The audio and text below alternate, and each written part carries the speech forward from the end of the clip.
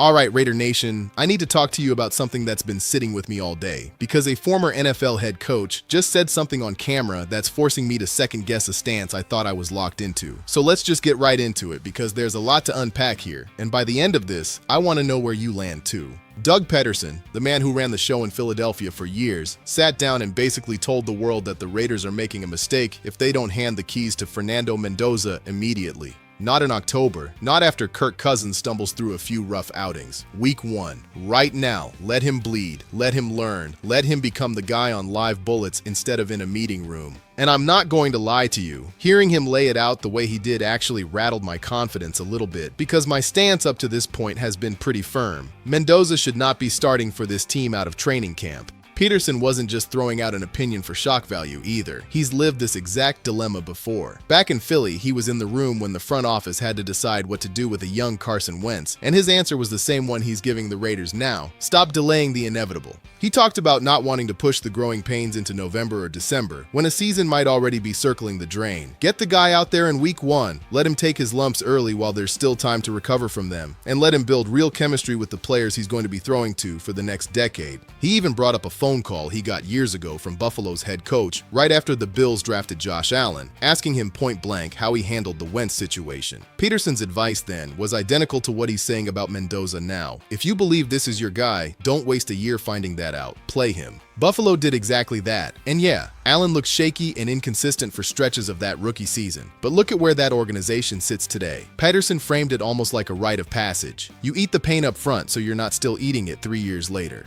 And look, I get the appeal of that argument. I really do. But here's where I start pumping the brakes, because for every Josh Allen story, there's a cautionary tale sitting right next to it, and I think people conveniently forget it exists. Minnesota tried the instant installment version of this plan with Sam Darnold, and on paper, it worked out beautifully. Darnold walked into a system that fit him, put together the best stretch of his career, and suddenly the Vikings were being praised for their patience with the quarterback position. Except here's the catch nobody wants to talk about. Darnold wasn't some blank slate. He'd already flashed real upside with the 49ers before Minnesota ever got him. He wasn't a rookie learning the position on the fly in live NFL snaps. He was a guy who'd already proven he could play winning football under the right circumstances, just needed the right situation to unlock it. And even with all of that going for him, the ripple effect on the other end of that quarterback room was brutal. J.J. McCarthy got buried under expectations he never asked for, and now there's a growing chorus of people calling him a bust before he's even had a real chance to prove otherwise. That's the part of this equation that terrifies me when I think about applying it to Mendoza.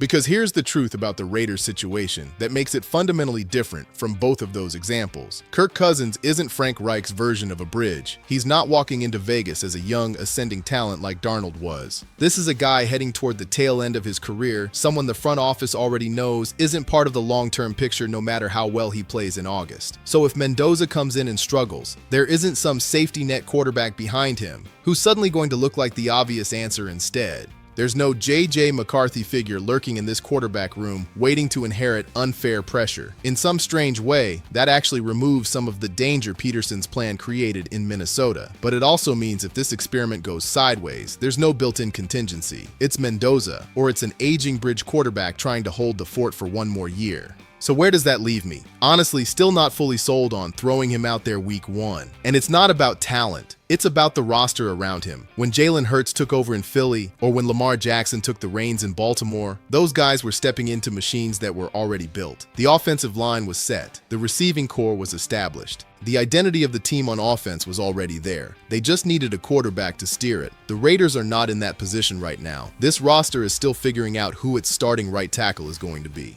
That's not a knock on the talent level. It's just reality. There are pieces still shifting into place, and asking a rookie quarterback to command that kind of uncertainty from day one is a completely different challenge than what Allen or Hurts walked into. My actual read on this, and it's been my read for a while now, is that the smartest version of this plan isn't burying Mendoza on the bench for an entire season, and it's not throwing him to the Wolves in September either. It's somewhere in the middle. Let him sit for the first chunk of the year, let Cousins hold the line while this offensive line and receiving room settles into itself, and then somewhere around week 9 or 10, especially if this team is sitting at 2 or 3 wins with the season already trending toward a lost year, you flip the switch. You hand him the offense, you let him play out the string, and he walks into next offseason with real live game reps instead of walking in cold. That to me is the version of let him develop that actually protects him instead of exposing him. Peterson's making a compelling case, don't get me wrong, but I think context matters more than the blanket philosophy he's selling. Now let me shift gears for a second because there's something else worth your attention that's been floating around, and it's a lot lighter than quarterback philosophy debates. The pass rush summit that Max Crosby, Von Miller, and Cameron Jordan have built out in Las Vegas has turned into a legitimate off-season institution at this point, and this year's footage is giving us an early look at how our rookie defensive end, Kron Crawford, is developing under some serious guidance. There's a clip circulating where Von Miller himself is walking Crawford through a pass rush move, and the first rep, Crawford doesn't quite get it right. I want to break down exactly what's happening there, because it's actually a really good window into what separates a raw athlete from a technician in this league. The move they're drilling is built around disguising your true intention with your first hand. You jab your lead hand, in this case the left, into the inside shoulder of the tackle, trying to bait him into leaning that direction, almost like you're selling a completely different rush before you ever commit to your real plan. Then, once that tackle shifts his weight even slightly, you're supposed to bring your other arm up and underneath his arm in what's called the fork technique, getting your hand up under his elbow to create separation and leverage. On Crawford's first attempt, instead of forking that hand up and underneath, his right arm comes over the top instead.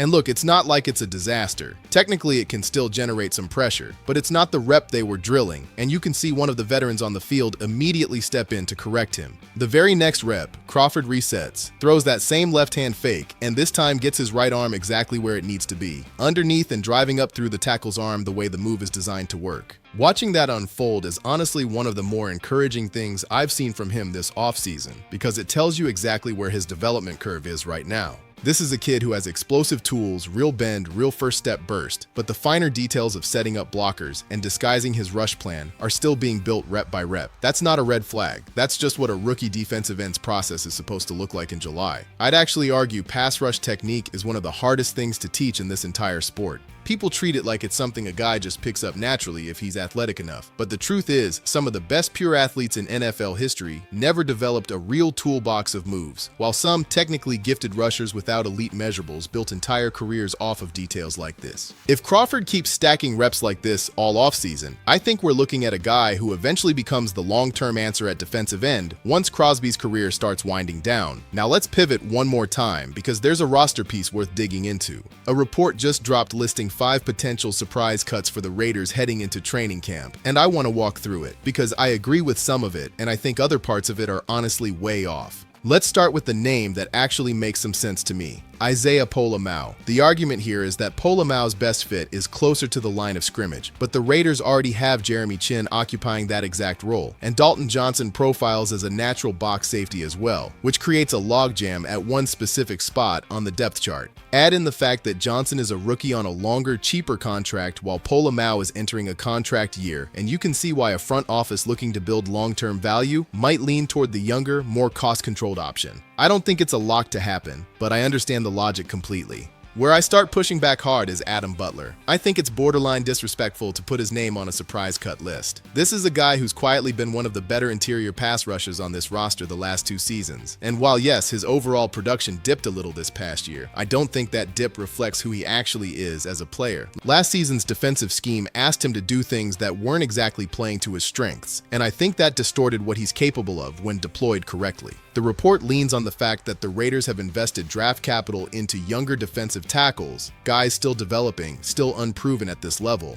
And sure, some of those rookies might have a higher ceiling on paper, but potential isn't production. Adam Butler has survived 8 years in this league because he's a legitimately reliable, disruptive player, and I'd take a proven commodity over unrealized upside any single day when roster spots are on the line. Then there's Michael Mayer, and I'll be blunt, I think this one isn't even close to realistic. If anything, I expect the Raiders to be working on a serious extension for him sometime soon, something in the range that puts him among the better paid run-blocking tight ends in football. He's turned into one of the more physical, reliable blockers at his position anywhere in the league, and teams do not let that kind of value walk out the door over roster math. Malcolm Kuntze falls into that same category for me. The front office just re-signed him. You don't bring a player back through a real financial commitment and then turn around and cut him before he's even played a snap under that new deal. His roster spot is about as safe as it gets on this team. Now let's talk about guys I actually do think are in danger, starting with Dante Thornton. When you line up the receiver room as it currently stands, you've got names ahead of him that most people wouldn't argue with. Established veterans, a rookie the team specifically invested a draft pick in, and a handful of other bodies competing for what might be the 4th,